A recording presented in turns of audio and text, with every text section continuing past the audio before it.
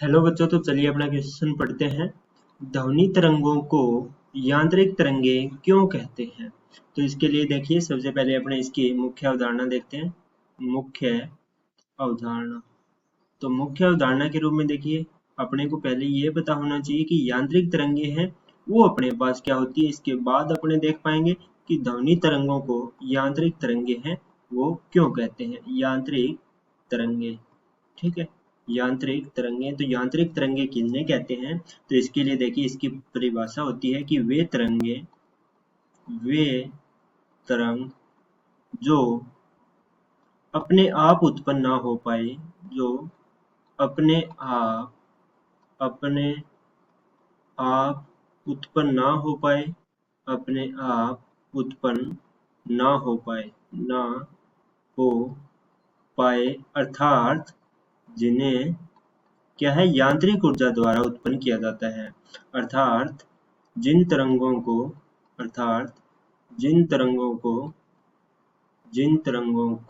यांत्रिक ऊर्जा से उत्पन्न किया जाता है।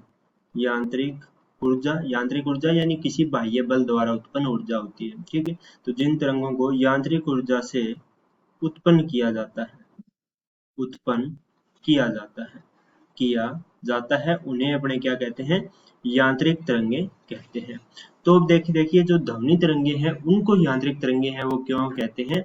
तो अपने जानते हैं कि जो ध्वनि तरंगे हैं, देखिए ध्वनि तरंगों के बारे में यदि अपने बात करें, ध्वनि तरंगे अपने जानते हैं कि इसके अंदर क्या होता है कि ये तरंगे अपने आप उत्पन्न नहीं हो सकती, यानी स्वयं उत्पन्न नहीं हो सकती, स्वयं उत्पन्न नहीं होती तथा यांत्रिक ऊर्जा द्वारा उत्पन्न किया जाता है। यांत्रिक ऊर्जा द्वारा उत्पन्न किया जाता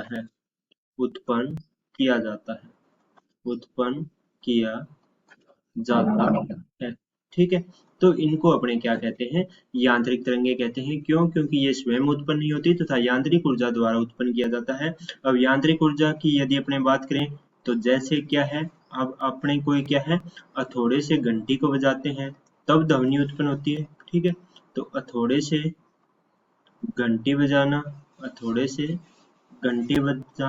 बजाना या अपने कहें कि ताली बजाना, ठीक है।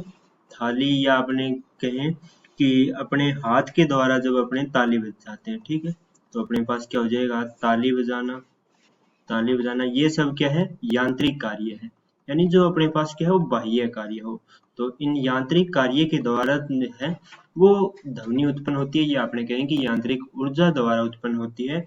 तो इस प्रकार अपने ने मुख्य अवधारणा में देखा कि वे तरंगे जो क्या है, यांत्रिक ऊर्जा से उत्पन्न होती है, उनको अपने क्या कहते हैं? यांत्रिक तरंगे कहते हैं।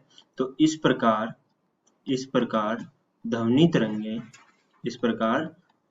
तरंगे यांत्रिक तरंगे कहलाती है, ठीक है। ध्वनि तरंगे यांत्रिक तरंग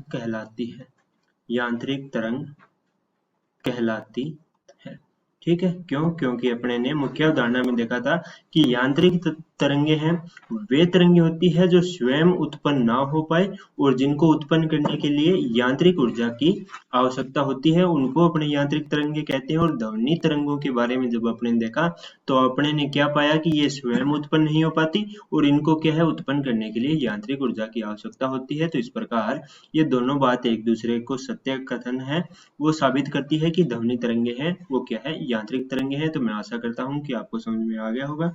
धन्यवाद।